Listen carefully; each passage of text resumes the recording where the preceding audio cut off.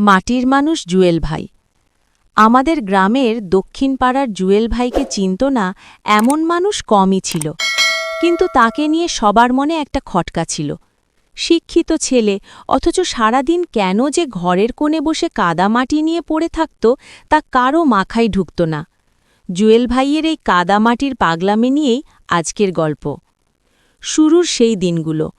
শহর থেকে পড়াশোনা শেষ করে জুয়েল ভাই যখন গ্রামে ফিরলেন, সবাই ভেবেছিল তিনি বড় কোনো চাকরি করবেন। কিন্তু জুয়েল ভাই করলেন উল্টোটা। বাড়ির পেছনে একটা ছোট চালা ঘর তুলে সেখানে স্তূপ করে রাখলেন নদীর ধারের আঠালো লাল মাটি। গ্রামের মুরব্বীরা হাসাহাসি করতেন। কেউ বলতেন, এত পড়াশুনো করে শেষে কুমোরের কাজ ধরল। জুয়েল ভাই কারও কথায় কান দিতেন না। তিনি শুধু বলতেন, চাচা, এই মাটি তো শুধু কাদা না, এটা আমাদের প্রাণ। মাটির গন্ধে যে শান্তি আছে তা শহরের এসিতে নেই। সৃজনশীলতার ছোঁয়া। জুয়েল ভাইয়ের কাদামাটি মাখার দৃশ্যটা ছিল দেখার মতো। 2 হাত কনুই পর্যন্ত কাদা মাখা, কপালে ঘাম, কিন্তু চোখে এক অদ্ভুত তৃপ্তি।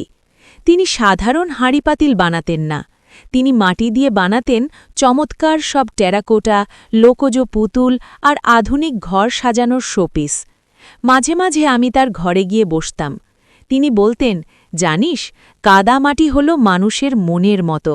একে যেই রূপে গড়তে চাইবি সেই রূপই নেবে। তবে তার জন্য চাই ধৈর্য আর ভালোবাসা। জোর করে মাটিকে রূপ দেওয়া যায় না, মায়ার ছোঁয়ায় দিতে হয়। সংগ্রামের বাঁক। দিন বদলে গেল যখন জুয়েল ভাই সিদ্ধান্ত নিলেন এই মাটির কাজ দিয়েই তিনি গ্রামের বেকার যুবকদের কর্মসংস্থান করবেন। শুরুতে কেউ আসতে চাইত না। কাদা মাটি মাখা মানেই তো নোংরা কাজ, এই ছিল তৎকালীন মানসিকতা।